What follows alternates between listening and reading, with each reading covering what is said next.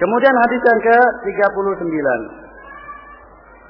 Hadis yang ke-39 wa an Ibnu Abbas radhiyallahu anhuma, dari sahabat Ibnu Abbas semoga Allah meridhai keduanya. Qala Rasulullah sallallahu alaihi wasallam.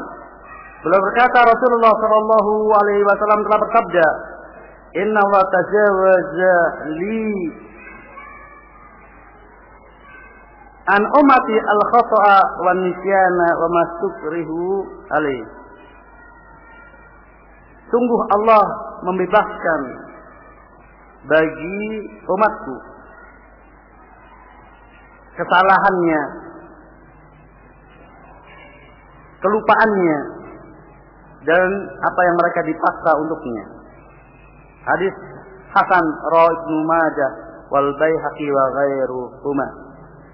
Hadis tersebut termasuk hadis Hasan, diriwayatkan oleh Ibnu Majah dan Baihaqi serta selain keduanya.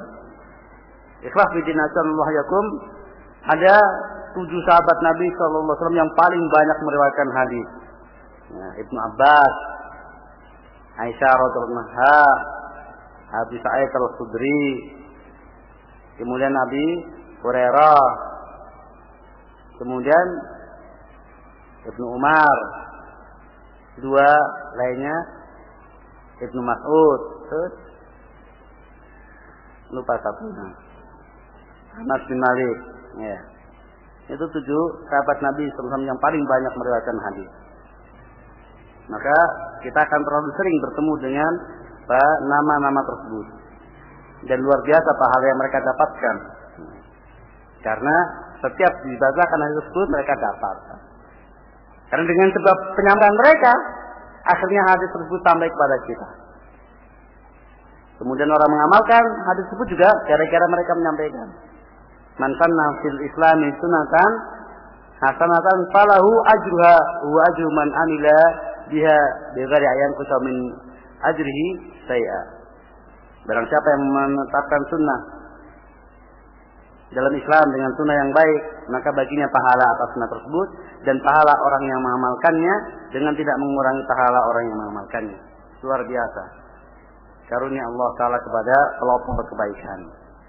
Maka jadilah mafatihul khair dan jangan menjadi mafatihul syar, dan jadilah maghaliqus syar dan jangan menjadi mafatihul syar. Jadilah kita menjadi pembuka kebaikan, jadi kunci kebaikan dan gembok keburukan. Jadi yang menjadi pembuka pintu-pintu kebaikan dan penutup pintu-pintu kejelekan. Dari hadis ini, anugerah Allah Ta'ala kepada umat ini, karena Rasulullah katakan, Inna Allah tajawaza li an ummati. Maka zahir dari hadis ini, perkara-perkara tersebut merupakan kekhususan umat ini yang tidak dimiliki oleh umat-umat yang sebelumnya. Jadi umat Muhammad sallallahu alaihi wasallam itu dikhususkan dengan banyak kekhususan. Dikasih 1 malam yang beramal di malam tersebut dengan amal ibadah, maka seperti beramal 1000 bulan. Dulu umat terdahulu harus beramal 1000 bulan untuk bisa mendapatkan pahala. Umat ini cukup sehari saja 1 malam di dalam 1 tahun.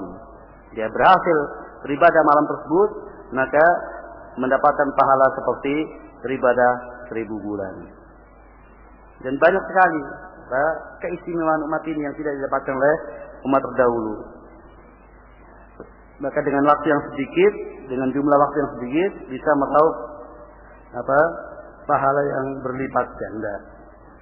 Di sini Allah Subhanahu wa taala memaafkan. Arti memaafkan atau membebaskan dan membebaskan dari dosa. Namun tidak secara otomatis kalau dibebaskan, dimaafkan berarti tidak harus menunaikan. Lupa tidak sholat ya tetap, begitu ingat harus sholat. Tapi tatkala lupanya sehingga sholat keluar dari waktunya tidak berdosa. Tapi tetap harus melaksanakan sholat. Jadi membebaskan dari dosa.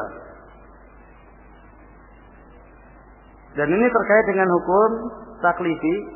Adapun terkait dengan artinya hukum yang disyaratkan oleh Allah Subhanahu wa taala dalam kaitannya perintah dan larangan.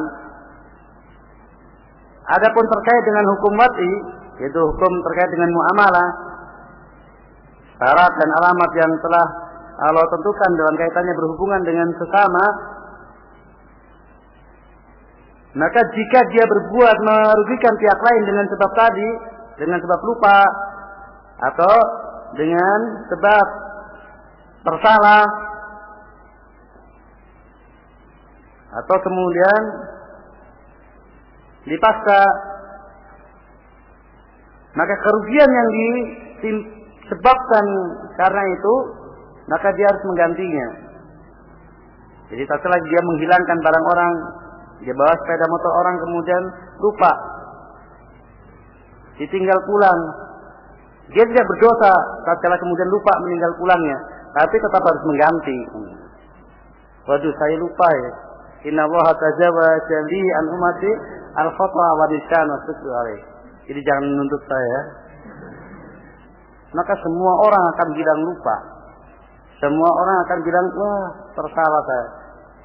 Saya mau maksudnya melempar burung, tapi maaf kena kaca, pecah. Jadi maaf ya. Tidak, tetap mengganti dia. Dia merugikan pihak lain karena tersalah, tetap dia harus mengganti. Dan dia berdosa apabila saudaranya tidak memaafkannya, artinya tidak kemudian tetap menuntut untuk mengganti, dan dia tidak mengganti dengan beralasan ini, dia tidak benar, dia telah berdosa. Jadi terkait dengan muamalah sesama, maka dia harus menanggung dampak dari kesalahannya tersebut, dampak dari lupanya tersebut.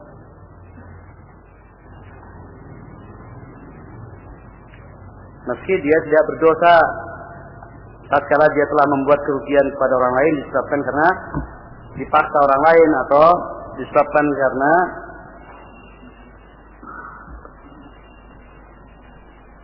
lupa, atau disebabkan karena tersalah. Nah, demikian ikhlas fillah, azanallahu yakum, hadis yang ke-39, dan mudah-mudahan kita mendapatkan manfaat yang besar dari apa yang kita dengar dari hadis Nabi sallallahu alaihi wasallam tersebut, dan manfaat yang terbesar masuknya ilmu tersebut dalam hati kita dan melahirkan amal. Ikhlas fillah, azanallahu yakum, kita cukupkan sampai di sini. Allahumma rzuqna ilman nafi'a wa rizqan thayyiban wa amalan mutaqabbala. Allahumma 'allimna ma yanfa'una wa anfa'na bi ilmina. Subhanakallahumma wa bihamdika asyhadu an la ilaha illa anta astaghfiruka wa atubu ilaik. Assalamualaikum warahmatullahi wabarakatuh.